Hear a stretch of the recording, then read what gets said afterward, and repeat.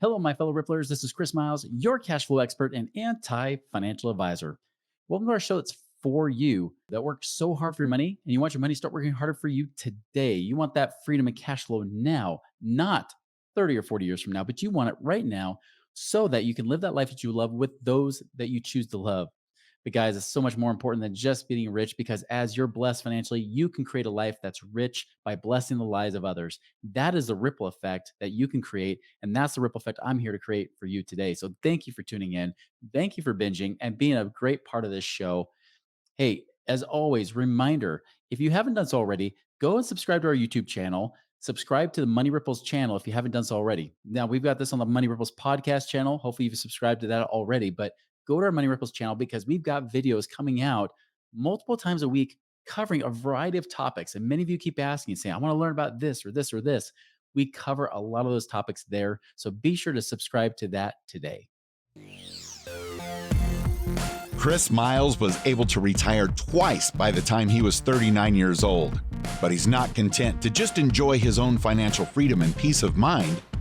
Chris wants you to have your own ripple effect so you can live free today.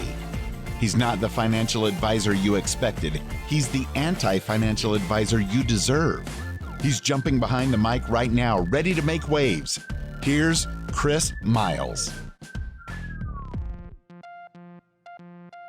Right, guys. So I want to talk about the recession that's apparently over, right? It was about to start, it was coming, and now it's over.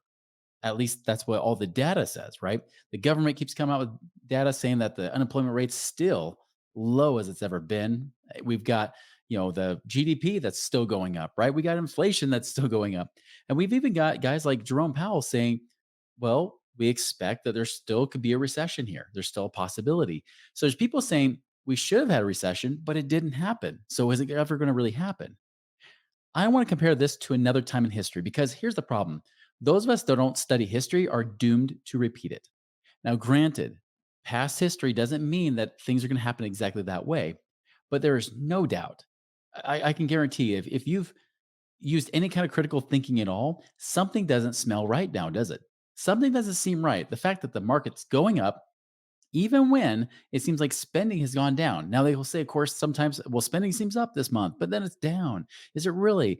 How are people doing? And why are credit card balances going up? And we talked about, auto loan defaults and all these kind of things happening that showing people depleting savings. And maybe we're just seeing people spend money because they feel like somehow, some way it'll it'll work out. But we also got student loans coming up, right? We got those coming due here this summer. We've got a lot of things starting to happen that kind of makes you wonder what's going to happen next. Well, we keep seeing inflation. Will the rates keep rising? Will we see a recession happen? Let's go into it, right? Let's really talk about it. And I want to compare this to history. Specifically, I want to go back to the year 2000. This was the moment of Y2K.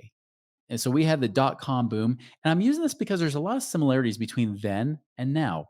Now, this is the time when I became a financial advisor. I was in the middle of that dot com boom, then bust, right? That's when I became a financial advisor. I witnessed a lot of interesting things during that time that many people would ascribe certain events to causing stock markets to drop, but it really didn't. So I want to show you here what happened and how that might correlate to what we see today.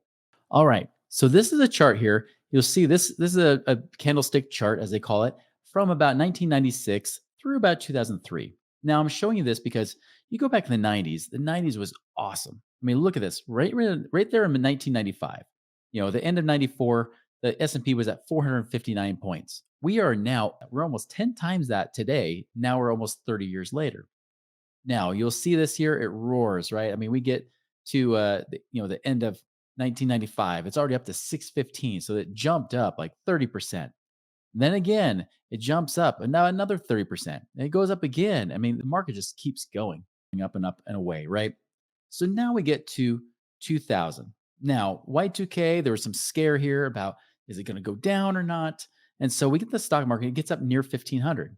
Well, Y2K doesn't happen, even though it goes down a little bit after the year 2000. The computers didn't blow up. We didn't have this big clock reset. For those of you that remember this, I remember working for a company and the software they updated it, hoping that things wouldn't just go back to the year 1900, right? And it rolled right over to 2000, just like it should have. So, in any case, it dropped for a little bit, but then look, it March skyrockets back up. Now we get up to almost 1,500 points. Now, right here, nothing seems to be a problem.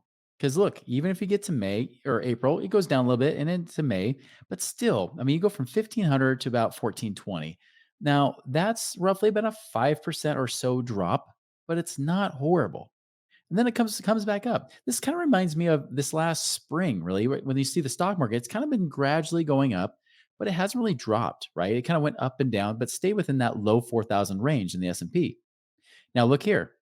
It goes to the summer, everything seems great. Now we know that that's not the case because in hindsight, the whole Y2K thing, the was bursting, right? The tech bubble had burst even by that point, but still, people were still thinking that tech stocks are okay. And remember too, at this time, the S&P 500 was not as tech heavy as it is today. Today, you got really the top 6 companies attributing for 28% of the movement in the S&P 500.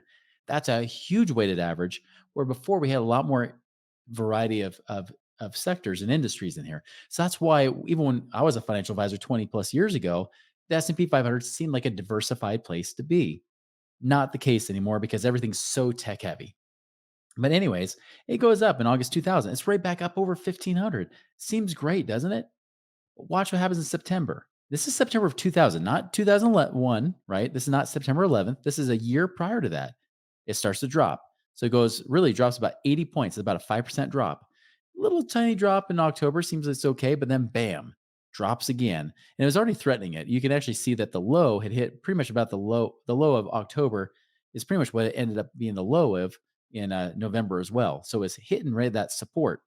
They call it support because it seems like stocks will bounce and hit certain prices.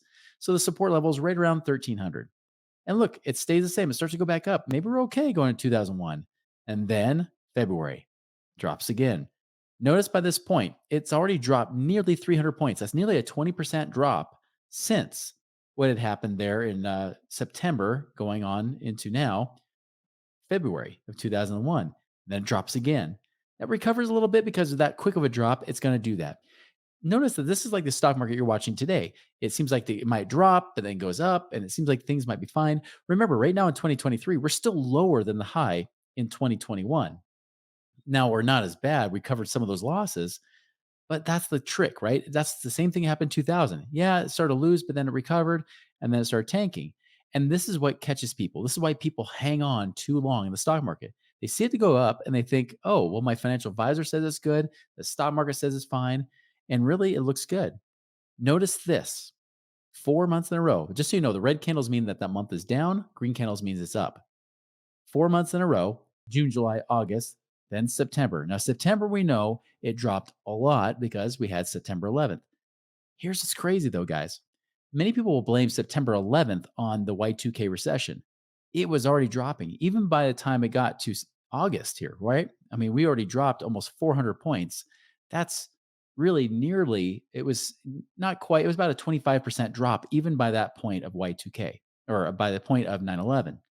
Then bam, it drops. But look, after 9/11, look what happens. The next quarter, the next 3 months, it goes up. It ends the year higher than it was before 9/11 because people went back to work. There was hope and optimism again, right? We came together as a country. It was a cool time for those of you that remember that experience. And then the first part of 2002, it seems okay. But here, this is where I experienced this firsthand as a financial advisor.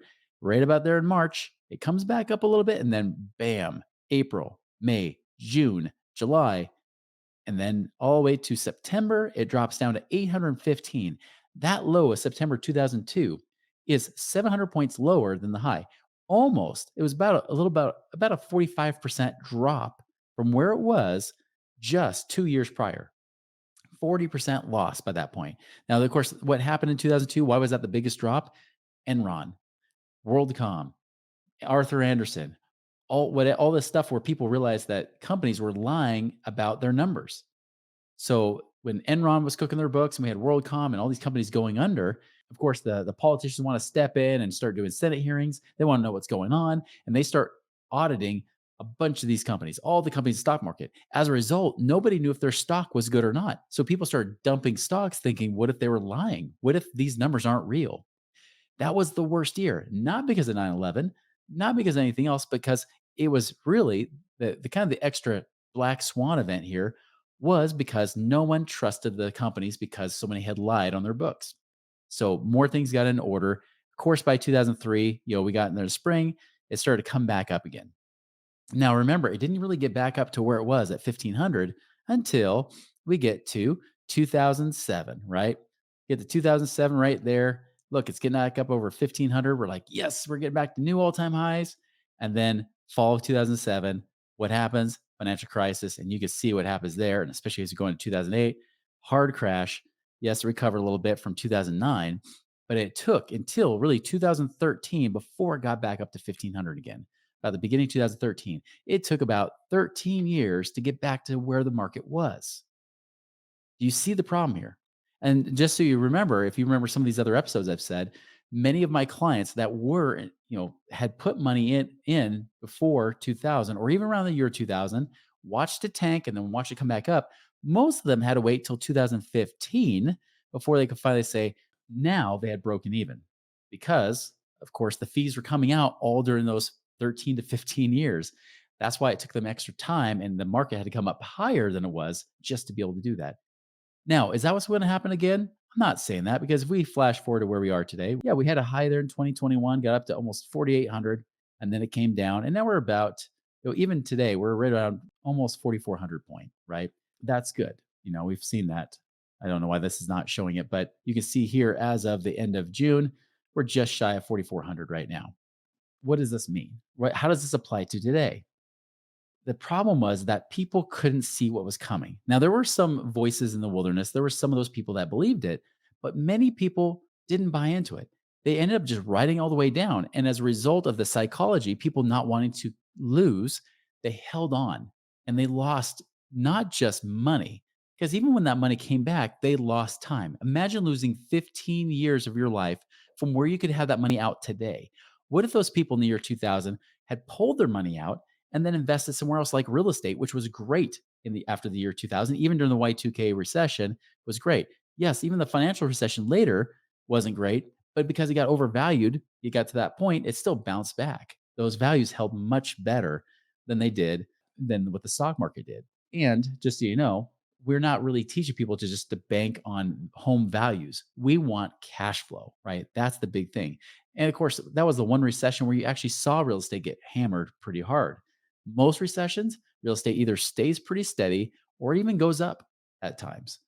That's what we saw with Y2K. Home values still kind of increased during that period of time. Even in the 90s when there was recessions, same thing. 80s, real estate still held its value.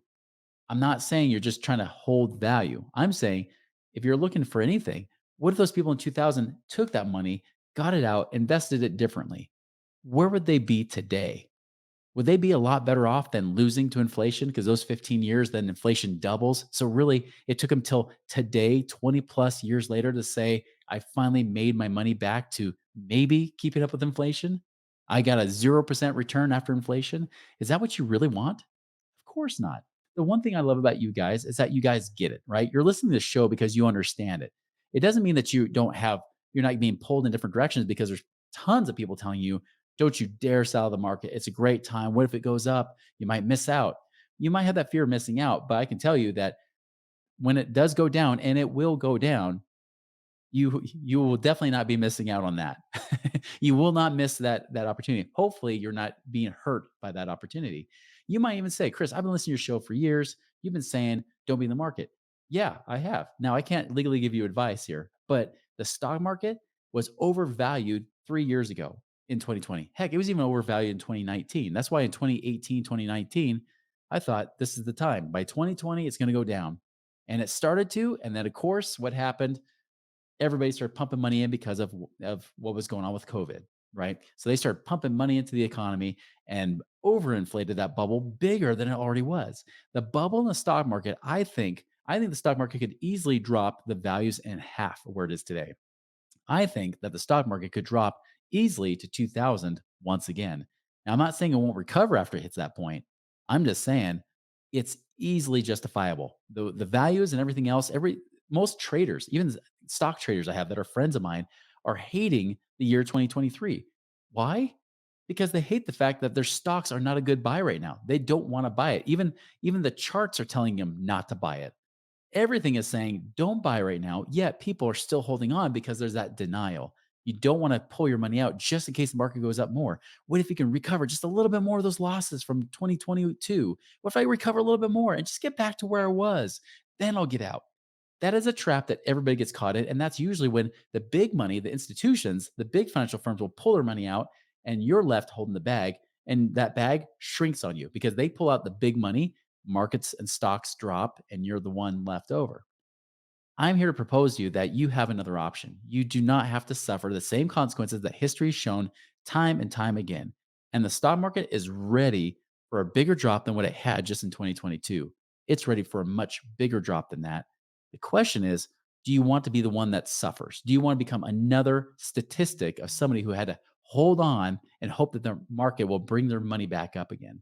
Or you have to work harder and longer for more years just to do that? Do you want to be like everybody else where they're saying, I got to just hang in there? Maybe I just retire at 71 instead of 62 or 65. That's your choice, guys.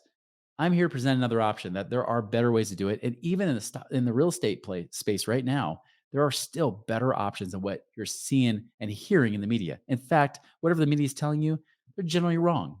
Because if they tell you don't do it, that's usually when I see the opportunity to do it and make more money. That's what I've learned over the last 20 plus years of investing. So if I do the opposite of what everybody tells me to do, I make money. I do the opposite of the financial advisors, I make money. I do the opposite of the financial talking heads, I make money. That is the real secret. That is why my voice is very contrarian. That's why you're hearing me say something different. I'm not saying you couldn't lose in real estate because you could. And in fact, the reality is you might end up picking some crazy dumb operator or somebody who has good intentions but not a good operator. Or maybe they're a charlatan. Maybe there's somebody that's a great marketer. They're on all these podcasts saying buy our crap, buy into our fund or our investment, and then they go under because they're just trying to trick you. There are all those people out there. That's why we have a community of people trying to weed that out, right? To try to find the people that do have integrity, that are good operators and can do that. Doesn't mean it's guaranteed, of course, but it definitely gives you a better odds of success when you know you have that right community of people to trust, people that you can put money with and potentially make not just make your money, do something, but maybe even make double digit returns potentially. So there's a lot of opportunity you can have here where you can keep your money and make more with it versus potentially losing your money with another bubble burst. And that bubble is dang big right now. Do you want to be in that place when it bursts? The question is, will you be the first one to move or will you be the one that moves last after everybody else decides to bail? That's your choice. Guys, again, I'm not giving you advice here. I'm not telling you to do that. I just want you to consider that maybe, just maybe, this could be the time that's perfect for you. This could be the time that maybe people get tricked to staying in the market too long, just a little bit, and that's where they lose really their future. And I don't want you to do that. I want you to have a great future, ability to say, wow, look what my money was able to make me do. So grateful the market made a comeback. Now this money's making better money for me, and it's actually producing passive income versus just zeros and ones based on whatever the market feels like that day and whatever AI trades and stuff like that happen. That's the key, guys, is that you have the control. You can put that finger on the button and do whatever you would choose to do. Put that back in your control. Don't let other people control you. You control your money. Be a wise steward of it and make that money work harder for you so you don't have to work so hard for it. Guys, make it a wonderful and prosperous week. You have any questions, reach out to us at moneyripples.com. Thanks.